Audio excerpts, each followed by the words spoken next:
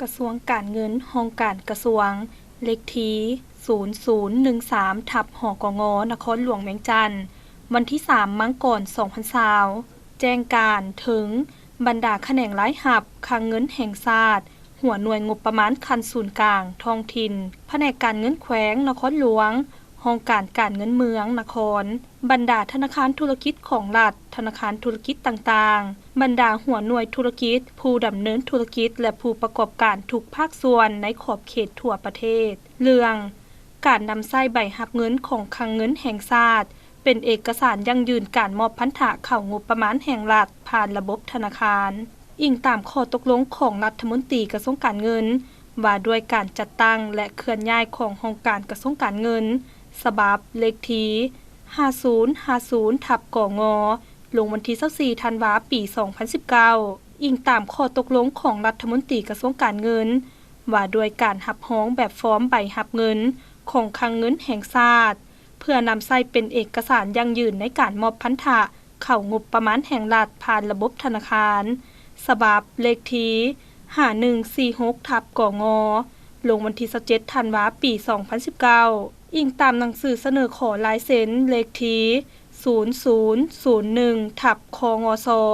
ลงวันที่2ธันวาคมปี2019เพื่อรับประกันการมอบรายรับงบประมาณให้รวมศูนย์ผ่านระบบธนาคารโดยการนำใช้ใบรับเงินของคลังเงินแห่งชาติให้เป็นเอกภาพในขอบเขตทั่วประเทศทั้งเป็นการสุกยูส่งเสริมการนำใช้เครื่องมือทันสมัยเข้าในการคุ้มครองการเก็บรายรับเข้างบประมาณแห่งรัฐให้มีความโปร่งใสถูกต้องและทันตามกำหนดเวลา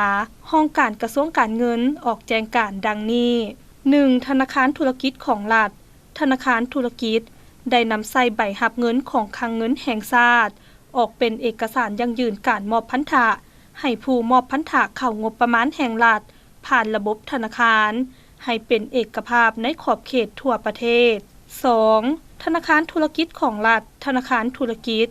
เริ่มนำใช้ใบรับเงินของคลังเงินแห่งชาติตั้งแต่วันที่1มังกรปี2020เป็นต้นไปในขอบเขตทั่วประเทศ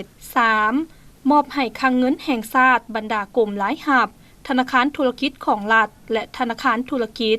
พร้อมกันจัดตั้งเผยแพร่แจ้งการฉบับนี้ให้ทุกภาคส่วนที่เกี่ยวข้องรับทราบและพร้อมกันจัดตั้งปฏิบัติตามแจ้งการฉบับนี้อย่างเข้มงวด 4. มอบให้พนักงานการเงินแขวงช่วยสหกรณ์ประจำแขวงกองคุ้มครองภาษีคลังเงินแห่งชาติประจำแขวงนครหลวง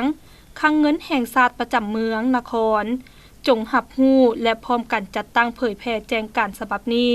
ให้ทุกภาคส่วนที่เกี่ยวข้องรับทราบและพร้อมกันจัดตั้งปฏิบัติแจ้งการฉบับนี้อย่างเข้มงวด 5. เนื้อในของนิติกรรมใดที่กระทรวงการเงินได้ออกระยะผ่านมาที่ขัดกับเนื้อในแจ้งการฉบับนี้แม้นถูกยกเลิกดังนั้น